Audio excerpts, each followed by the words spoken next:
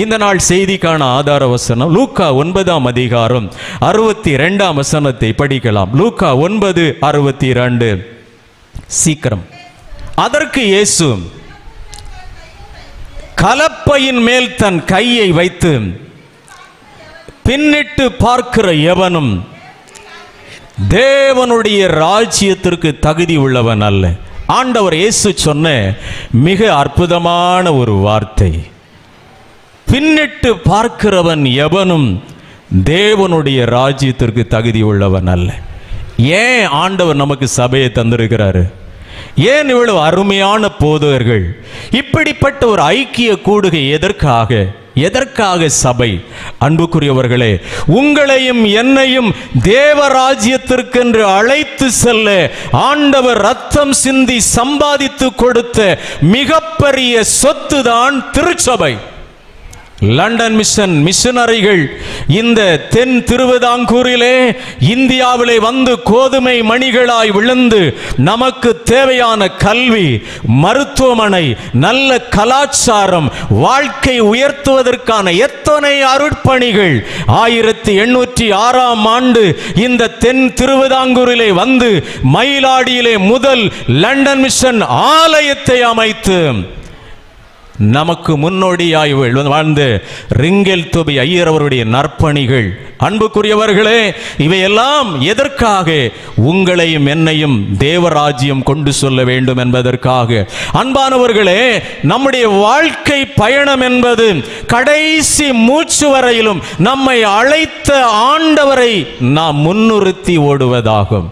இந்த உலக வாழ்க்கையிலே நம்மை அழைத்தவர் ஒரு பெரிய நோக்கத்தோடு அழைத்திருக்கிறார். பவுல் சொல்லுகிறார் பிலிப்பியர் 3:12, ஆண்டவர் என்னை எதற்காக பிடித்து கொண்டாரோ அதை நான் பிடித்து கொள்ளும்படி ஆசையாய் தொடருகிறேன். பவுலுடைய ஆசையெல்லாம் ஆண்டவர் என்னை எதுக்காயா பிடிச்சிட்டு இருந்தார்? ஒரு காலத்தில் நான் சபையை துன்பப்படுத்தினவன், தேவ ஊழியர்களை அடித்து இழுத்து கொண்டு போய் சிறையிலே வைத்து துன்பப்படுத்தின என்னை ஆண்டவர் ஏன் அழைத்தார்? ஏன் தெரிந்து கொண்டார்? தேவ ராஜ்யத்தை அடையணும். அதை அவர் ஒருபோதும் மறக்கல. அவர் சொல்றாரு, நான் ஓடுகிறேன், ஓடிக்கொண்டே இருக்கிறேன், நான் முன்னானவைகள் நாடி ஓடுகிறேன் என்று சொல்லுகிறார். அன்பானவர்களை, ஒவ்வொரு நாளும் நம்முடைய லட்சியம் தேவராஜ்யம். நம்முடைய தரிசனம் இன்ப இயேசு ராஜாவை நான் பார்க்க வேண்டும். அதற்காக ஒருபோதும் உலகத்தோடு நாம் சமரசம் பண்ண தேவையில்லை. எத்தனை பாடுகள் வந்தாலும், எத்தனை உபத்திரவங்கள் வந்தாலும் இயேசுவை நான் விடமாட்டேன். இந்த உலகத்தில் உள்ள எந்த நிறுவனங்களோ, எந்த தலைவர்களோ, ஸ்தாபனங்களோ நமக்கு கொடுத்து திருப்திப்படுத்த முடியாது. நம்மை அழைத்த ஆண்டவர் விண் வீடு சேருகின்ற வரையிலும் நம்மை நடத்துவார். ஹல்லேலூயா. இந்த விசுவாசத்தில் இருக்கிற நம்ம ஒவ்வொருவரையும் நடத்தவில்லையா? அருமையான பாட்டு உண்டு இல்லையா? விண் வீடு சேரும் வரையிலும் நம்மை நடத்துவார். வெண்காந்தி வீசும் பாதை, மணற்காடாயினும் செங்குத்து போன்ற பல சோதனைகள், பல மின்னல்கள், எதிர்காற்றுகள், அலைகள் மோதியடித்த நேரங்களில் எல்லாம் ஆண்டவர் நம்மை நடத்தவில்லையா? கடைசி மட்டும் நம்மை நடத்துவார். அன்பானவர்களே, அவர் சொல்லுகிறார், கலப்பையின் மேல கையை வச்சுட்டு பின்னிட்டு பார்க்காதீங்க. இந்த லண்டன் மிஷன் விசுவாசத்திற்காக இயேசு எனக்கு போதும் என்று சொல்லி இயேசுவாகிய கலப்பையின் மேல நம்ம கையை வச்சிட்டோம்.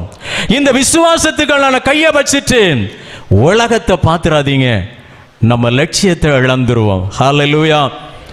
பின்னிட்டு பார்க்கிற எவனும் தேவராஜ்யத்திற்கு தகுதி உள்ளவன் அல்ல. அன்புக்குரியவர்களே, ஆண்டவர் எதற்காக நம்மை பிடித்தார்? இந்த உலகத்திலே நமக்கு ஒரு நித்திய வாழ்வை ஆண்டவர் ஆயத்தம் பண்ணி சென்றிருக்கிறார். தலைவன் ஒருவன் வந்து ஆண்டவரிடத்திலே கேட்கிறான், லூக்கா 18:18, நல்ல போதகரே, நித்திய ஜீவனை அடைவதற்கு நான் என்ன செய்ய வேணும்? நல்ல ஒரு தலைவன், அந்த நாட்களில் இருந்தபடி வேத பிரமாணத்தின்படி வாழ்ந்தவன். ஆண்டவர் சொல்றார், எப்பா உன் அப்பா அம்மா கனம் பண்ணணும், நீ விபச்சாரம் செய்யக்கூடாது, களவு செய்யக்கூடாது. அவன் சொல்றான், போதகரே, இவைகள் அனைத்தும் என் சிறு வயது தொடங்கி தவறாமல் கடைபிடித்து வருகிறேன்.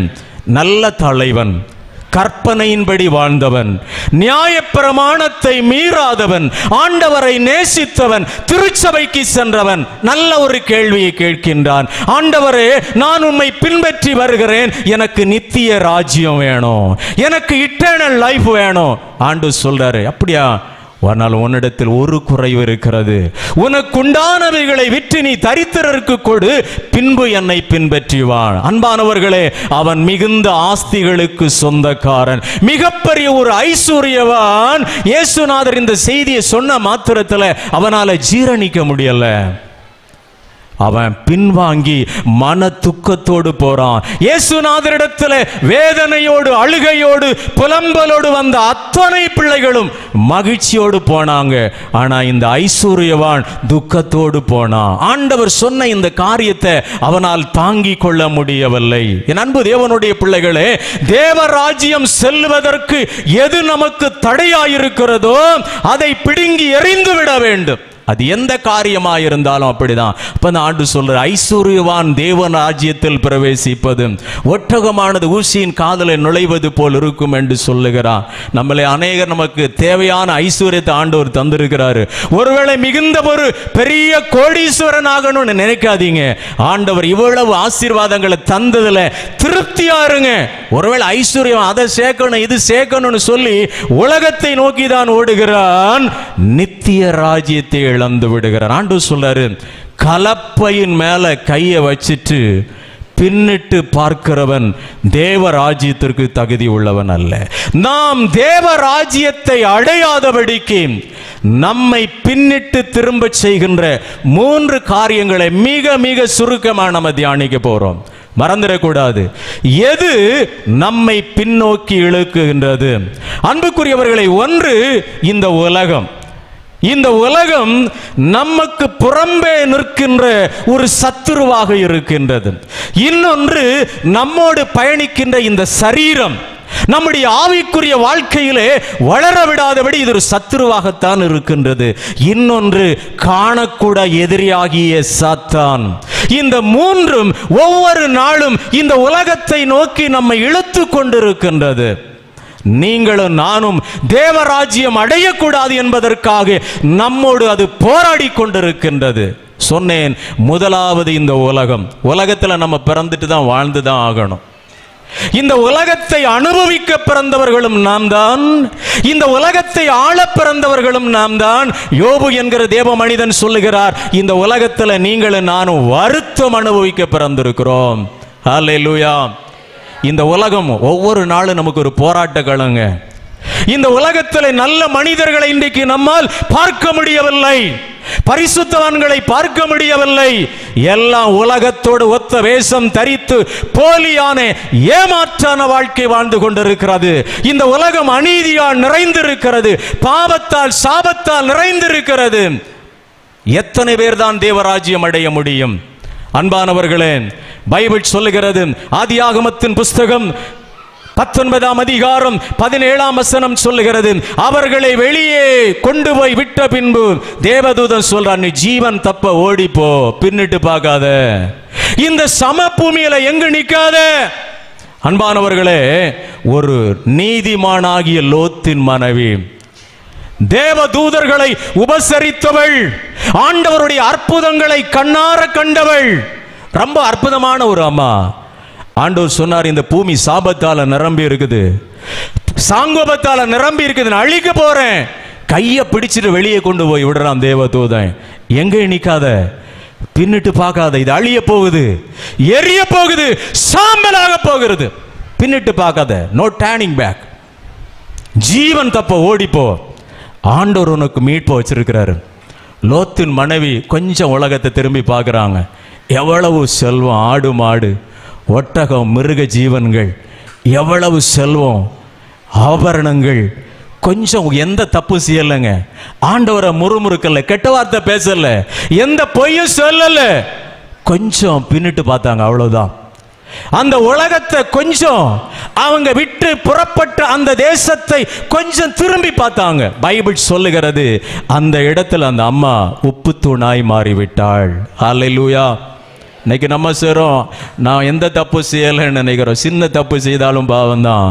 ஆண்டவர் சொன்னாரு, இந்த இடத்த நீ திரும்பி பார்க்காத, நிற்காத, நீ ஓடிப்போ, உன் ஜீவன் தப்ப ஓடிப்போ. ஆண்டவர் இன்றைக்கு நமக்கு பரம காணான வச்சிருக்கிறாரு. கைவேலை இல்லாத ஒரு நித்திய வீட்டை வச்சுட்டு சொல்றாரு, உன்னுடைய லட்சியம் அதுதான். மண்ணுக்காக, உலகத்துக்காக, உலகத்தோடு சமரசம் பண்ணாத. உலக மனிதர்களை பிரியப்படுத்தும்படியாக, உலக மனிதனுக்காக, மனுஷிக்காக எந்த இடத்திலையும் பரிசுத்தத்தை விட்டு கொடுக்காத, மனுஷனுக்காக ஒப்புரவாகாத. உன்னை அழைச்ச ஆண்டவர் இந்த உலகத்துக்காக அல்லங்க, உனக்கு ஒரு நித்திய வாழ்க்கை இருக்குது. ஓடிப்போ, ஜீவன் தப்ப ஓடிப்போ, எங்கே நிக்காத. சங்கீதம் 1:1 சொல்றார், துன்மார்க்கருடைய ஆலோசனை நடவாமலும், பாவிகளுடைய வழியில் நில்லாமலும், பரியாசக்காரர் உட்காரும் இடத்துல உட்காராமலும். எந்த இடத்துல நமக்கு ஆபத்து வருமோ, எந்த இடத்துல நம்முடைய வாழ்வு தீட்டுப்படுமோ, அந்த இடத்துல யோசேப்பை போல சில இடத்துல ஓடி தப்பிடணும். ஹல்லேலூயா. பின்னிட்டு பார்க்காதீங்க. இன்னைக்கு அநேகர் நம்மோட இந்த விசுவாசத்தில் நின்னவங்க உலகத்தை பார்த்தாங்க, அவங்களுக்கு அது இருக்கு இது இருக்கு. நம்ம ஒண்ணு இல்லை, ஆண்டவரை நம்பி நிற்கிறோம். நமக்கு விண்வீடு ஆயத்தமாக இருக்கிறது. ஹல்லேலூயா. இந்த உலகத்திற்காக எந்த ஒரு மனிதனுடைய நயவசனிப்பான வார்த்தையும் கேட்டு நம்மோடு நின்ற அநேக ஊழியக்காரர்கள் கூட உலகத்தின் ஆதாயத்திற்காக, உலகத்தின் மேன்மைக்காக இன்றைக்கும் பின்னோட்டு ஓடிக்கொண்டிருக்கிறார்கள். உலக மனிதனை பார்க்காத. உன்னை அழைத்த ஆண்டவர் உண்மையுள்ளவர். ஜீவன் தப்ப ஓடிப்போ. இந்த உலகத்துல ஒண்ணு நம்மோடு வருவதில்லை. அல்லேலூயா. ரெண்டாவது எது நம்ம பின்னோட்ட பார்க்கிறது அப்படின்னா மாமிசம். ஹல்லேலூயா. இந்த சரீரம் இது மண்ணிலிருந்து எடுக்கப்பட்ட ஒன்று, இது மண்ணுக்கே திரும்பும். ஆண்டவர் இயேசு சொன்னார் மத்தேயு 26:41, ஆவியோ உற்சாகம் உள்ளது, மாம்சமோ பலவீனமானது. எலியா அக்கினிய வானத்திலிருந்து இறக்கின மனுஷன், அவர் சொல்றான், போதும் ஆண்டவரே, ஒரே ஒரு எசபேல் கொக்கரிக்கிற பாரு, நாளைக்கு உன் ஜீவன் என்ன ஆகும்? சோர்ந்து போயிடுறாரு. போதும் அப்பா, ஊழியம் போதும், அழைப்பு போதும், எடுத்துக்கொள்ளும். இன்னைக்கு விளையாக வேலையில் நன்றாக ஆண்டவருக்காய் நின்ன நம்ம சோர்ந்து போயிடும். எதுக்கு சபை, எதுக்கு ஆராதனை, எதுக்கு எல்எம்எஸ்? நெவர். ஆண்டவர் இந்த இடத்துல ஒரு பெரிய நோக்கத்தோடு உன்னை கொண்டு வந்து வைத்திருக்கிறார். எலியாக்களே, எலிசாக்களே, தெபோராக்களே, எஸ்தர்களே, சோரம் போயிருக்கிறீர்களா? நீங்கள் செய்ய வேண்டிய பயணம் இன்னும் அதிகம். ஆண்டவர் உங்களை அன்போடு பார்க்கிறாரு. மாம்சம் பலவீனமானது, இந்த உலகத்தை நோக்கி அது இழுத்து கொண்டிருக்கிறது, உலகத்தின் இச்சையை நோக்கி இழுத்து கொண்டிருக்கிறது. சிம்சோனை பாருங்க, நியாயாதிபதிகள் 16ஆம் அதிகாரத்தில் ஆண்டவர் அவனை ஒரு நியாயாதிபதியை அழைக்கிறாரு. மிகப்பெரிய ஒரு வல்லமையின் அபிஷேகத்தை அவனை கொடுக்கிறாரு. அப்படிப்பட்ட அந்த தேவ மனுஷன் மாம்ச இச்சையில விழுந்து தன்னுடைய அருமையான கண்களை இழந்து, தேவ அபிஷேகத்தை இழந்து, நியாயாதிபதி என்கிற உன்னத பதவியை இழந்து ஒரு ஜோக்கராக, ஒரு வேடிக்கைக்காரனாய் மாற்றப்படுகிறான். காரணம் என்ன? மாம்ச பலவீனத்திற்கு அவன் பின்னிட்டு பார்த்தபடியினாலே. அருமையான தம்பி, தங்கச்சி, உன்னை அழைத்தவர் உனக்கென்று ஒரு அருமையான வாழ்க்கையை வைத்திருக்கிறார். நீ பார்ப்பதற்கு அது நன்றாக இருக்கும், ஆனால் உன்னுடைய ஆயுள் சக்கரத்தை அந்த இச்சை மாமிசம் அழித்துவிடும். ஆண்டவர் உனக்காக ஒரு நல்ல வாழ்க்கையை ப்ரீ பிளான் பண்ணி வச்சிருக்கிறாரு. உன்னை அழைத்தவர், உன்னை உள்ளங்கையிலே வரைந்திருக்கிற ஆண்டவர் உனக்காக அருமையான வாழ்க்கை வச்சிருக்கிறாரு. அதற்கு முன்னால் இந்த உலகத்தை அனுபவிக்கணும் அப்படின்னு நீ மாம்சத்தின் இச்சையில விழுந்தான்னா உன்னுடைய பலன் போய்விடும், உன்னுடைய மேன்மை போய்விடும், உன்னுடைய உன்னதமான வலிமை போய்விடும். சிம்சோனை போல ஒரு வேடிக்கை பொருளாய் மாற்றி விடுவோம். அன்பானவர்களே, இன்றைக்கு அநேகர் மாம்சத்தின் இச்சையினால் இழுக்கப்பட்டு ஒரு காலத்திலே ஆண்டவருக்காய் வைராக்கியமாய் நின்ற பரிசுத்தவான்கள், தேவ மனிதர்கள் கூட இன்றைக்கு இச்சையில விழுந்து போய் கிடக்கிறாங்க, எழும்ப முடியல. ஆண்டவர் இந்த காலவேளையில சொல்றாரு, தூசியை உதறிவிட்டு எழுந்திரு, எழும்பு, பலன்கள்.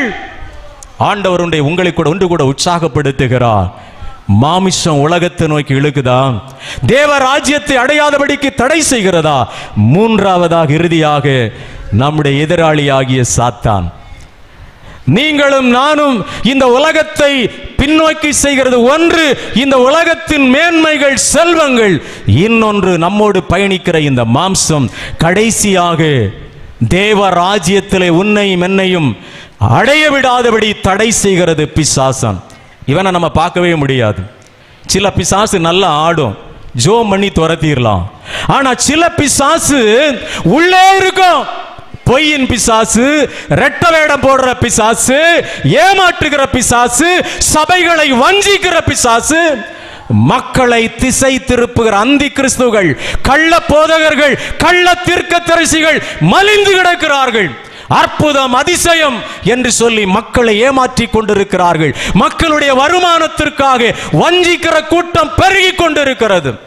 இந்த சபை நாள் வந்திருக்கிறேன் அன்பு தேவனுடைய பிள்ளையே, வஞ்சிக்கப்படாதிருங்கள். பைபிள் சொல்லுகிறது கடைசி நாட்களில் தெரிந்து கொள்ளப்பட்டவர்கள் கூட வஞ்சிக்கப்படுவாங்களாம். இன்றைக்கு நம்ம சபையில் ஒரு பாஸ்டர், சப் பாஸ்டர்ஸ் கமிட்டி இருக்கிறது. ₹1 கூட இங்க வரவு செலவு கணக்குண்டு. ஆனா பல சபையில கோடி கோடியா வருது. அந்த பணம் எங்க போகுதுங்க? ஏதாவது ஏழைகளுக்கு செய்யறாங்களா? முதியோரை கனப்படுத்துறாங்களா? 56 மிஷனரிகளை நாம் தாங்கி கொண்டிருக்கிறோம். எவ்வளவு தரிசனமிக்க திருச்சபை, ஆவிக்குரிய திருச்சபை என்று ஓடுகிறோமே. ஜாக்கிரதையாயிருப்போம். நம்முடைய காணிக்கைகள் எங்கு செல்லுகிறது? ஏதாவது ஏழைகள் தாங்கப்படுகிறார்களா? விதவிகள் தாங்கப்படுகிறார்களா? மிஷனரி திருச்சபைகள் கட்டப்படுகிறதா? ஊழியக்காரர்கள் தாங்கப்படுகிறார்களா? கொண்டு போய் கொட்டுகிறோம் அங்கே. நம்முடைய தசம பாகங்கள் நம்முடைய ஆலயத்திற்கு வரட்டும். இதுதான் நம்முடைய எருசலேம். மறந்துடாதீங்க, சாத்தான் இன்றைக்கு அநேகரை வஞ்சித்துக் கொண்டிருக்கிறான். நயவசனிப்பான போதனையை கேட்டு வஞ்சிக்கப்படாதிருங்கள். தனக்கு கொஞ்ச காலம் இருக்கிறபடியினால சாத்தான் ரொம்ப விரைவாய் செயல்பட்டு கொண்டிருக்கிறான். இயேசுநாதர் சொன்னார், தெளிந்த புத்தி உள்ளவர்களாயிருங்கள், தெளிந்த புத்தி உள்ளவர்களாயிருங்கள். யாக்கோபு 4:7 சொல்லுகிறது, பிசாசுக்கு எதிர்த்து நில்லுங்கள். தவறான உபதேசம் வருதா சொல்லுங்க. எங்களுக்கு அருமையான ஒரு சர்ச்சுங்க, 137 ஆண்டுகளாய் 300 விசுவாசத்திலே கட்டப்பட்ட திருச்சபை, அருமையான போதகர்கள், நல்ல ஆராதனைகள் எங்கள் திருச்சபையில் இருக்கிறது. சபை இல்லாத இடத்துல போய் சபையை கட்டுங்க. ஊழியக்காரர் இல்லாத இடத்துல போய் ஊழியம் பண்ணுங்க. ஆத்துமாக்களை சேகரிங்க. வீடுகளை ஜெபம் பண்ண வந்தா கூட சொல்லுங்க, எங்களுக்கு பாஸ்டர்ஸ் இருக்கிறாங்க. எத்தனை இடத்துல ஜெபம் பண்ணுவதற்கு ஒரு முறை கூட ஜெபம் பண்ணாத வீடு இருக்கு. அங்க போய் ஜெபம் பண்ணட்டும். ஹல்லேலூயா. தெளிவாருங்க, வஞ்சிக்கப்படாதிருங்க.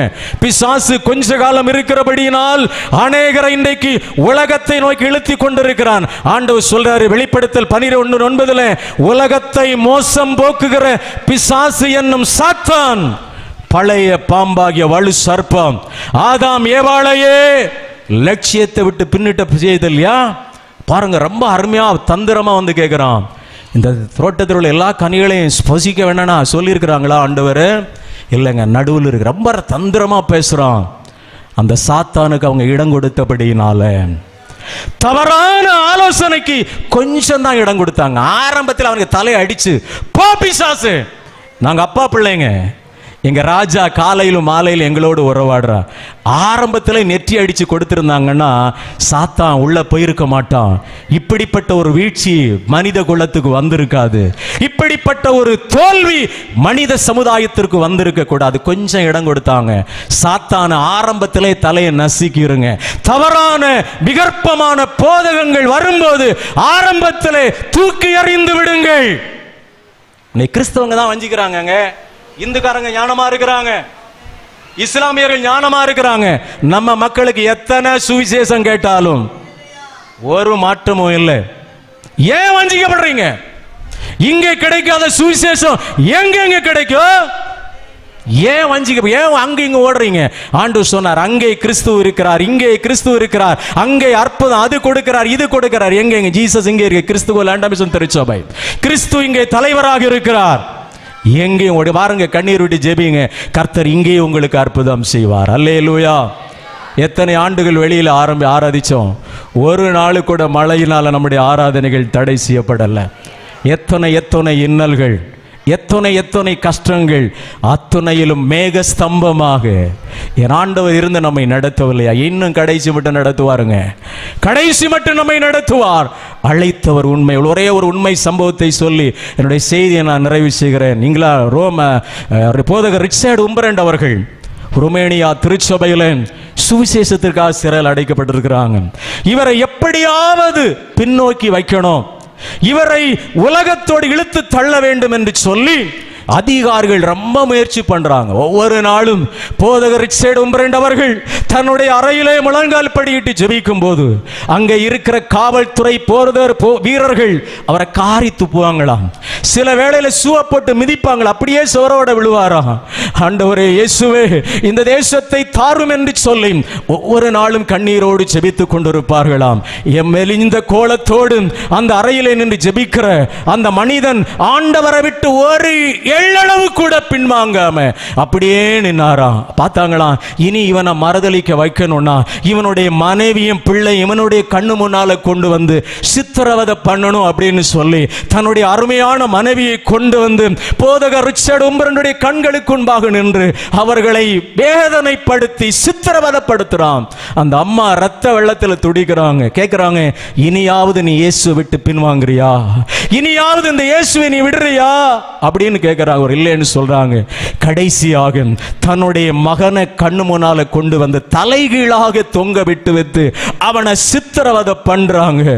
அவனை அடிச்சு நொறுக்கிறாங்க. கேட்கிறாங்க, அன்பான போதகனே, இனியாவது இந்த இயேசுவை நீ மறுதலிக்கிறாயா, நீ பின்வாங்குகிறாயா என்று கேட்கிறான். இவருக்கு ரொம்ப அச்சம். ஏன்னா ஒரே மகன் உயிருக்காய் துடிச்சிட்டு இருக்கிறான். ஐயோ, இயேசுவை மறுதலிச்சு ஒருவேளை பிள்ளை காப்பாற்றப்பட்டா நல்லா இருக்குமே, மனைவிதான் போயிட்டாங்க. அப்படி இருக்கும்போது அந்த போதகர் ரிச்சர்ட் உம்பரண்டுடைய மகன் சொல்றாங்க, டாடி இயேசுவை விட்டுறாதீங்க. நான் பரலோக ராஜ்யத்தில் போகும்போது இவனுக்கு அப்பா ஆண்டவரை மறுதலிச்சவங்கன்னு சொல்லி ஒரு சத்தம் காதல கேட்க கூடாது. விட்டுறாதீங்க, நாங்க குடும்பமா நம்ம அப்பா வீட்டுல பார்க்கலாம். இந்த இயேசுவை நீங்க விட்டுறாதீங்க. இந்த இயேசுவை நீங்கள் மறுதலிக்காதிருங்கள். இந்த இயேசுவை நீங்கள் பின்வாங்காதிருங்கள் என்று சொன்னார். தன்னுடைய அருமையான மகன் சொன்ன வார்த்தையை கேட்டு ஆண்டவருக்கு தன்னை முற்றிலுமாய் அர்ப்பணித்தார். அன்பான மகன் அவருடைய கண்களின் முன்பாக செவரிலே அடிக்கப்பட்டு தலை சிதறி மரித்து போகிறான். என் அன்பு தேவனுடைய பிள்ளைகளே, இந்த கால வேளையிலே ஒரே நிமிடம் அப்படி எழும்பி நிற்போமா? ஒரே நிமிடம் எழும்பி நின்று ஆண்டவர் சொல்லுகிறார், கலப்பையின் மேல கையை வைத்துவிட்டு திரும்பி பார்க்கிற எவனும் தேவ ராஜ்யத்திற்கு தகுதி உள்ளவன் அல்ல.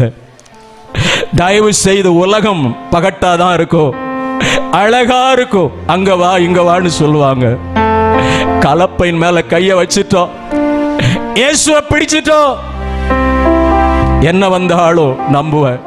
இந்த இடத்துல செட் அமைக்கப்படும் போதும் நம்முடைய முன்னாள் தலைவர் அவரன் கேனஸ் சாலமனுடைய துணைவியார் திருமதி கமல் கேனஸ் அவர்கள் சொல்லி சொன்னாங்க, இயேசுவின் பின்னே நான் போக துணிந்தேன். பின்னோக்க அந்த அம்மா பாடின பாட்டு இன்னைக்கு எனக்கு காதுல அப்படியே தொழிச்சிட்டு இருக்குது. பின்னோக்க மாட்டேன், பின்னோக்க மாட்டேன். அன்பானவர்களே, நம்ம இவ்வளவு தூரம் ஒன்றுமில்லாத நிலைமையில் இருந்து நம்ம இவ்வளவு உயர்த்தி வைத்த ஆண்டவர் மண்ணுக்காக மாணிக்கத்தை விட்டுறாதீங்க. ஆண்டவர் சிமர்னா சபைக்கு சொல்றாரு, நீ மரண பரியந்தம் உண்மை உள்ளவனாயிரு, உனக்கு ஜீவ கிரீடத்தை கொடுப்பேன். 50 கடைசி மூச்சு வர உண்மையா இருங்க, இயேசு போதும், அவர் என்னை நடத்துவார். ஹல்லேலூயா. இயேசுவின் பின்னே போக துணிந்தேன், பின்னோக்கே நான், உலகம் என் பின்னே, சிலுவை என் முன்னே.